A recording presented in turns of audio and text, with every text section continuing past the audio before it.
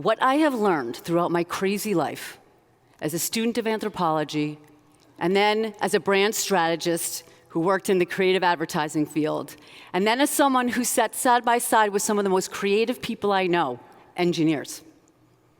And as a mother, and a thought leader, and a spiritual person, what I have learned is that we are all inherently creative. In fact, being creative is what separates us from other species. It's what defines us as human beings. We just don't always realize that we have the tools inside of us or how to harness them. It's not some domain of just a bunch of artists or musicians. In fact, we are doing things in our daily lives, often at an unconscious level, that are the foundations of creativity. And if we could just tap those behaviors or skills and bring them to a conscious level, then we can be more intentionally creative in all aspects of our lives, even our business ones.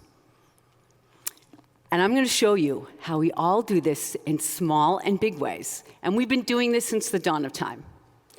Whether that's discovering fire, or coming up with ways to soothe our babies, or developing an application on our phones so that we're never lost. Humankind has been accessing and harnessing this hardwired sense of creativity throughout history.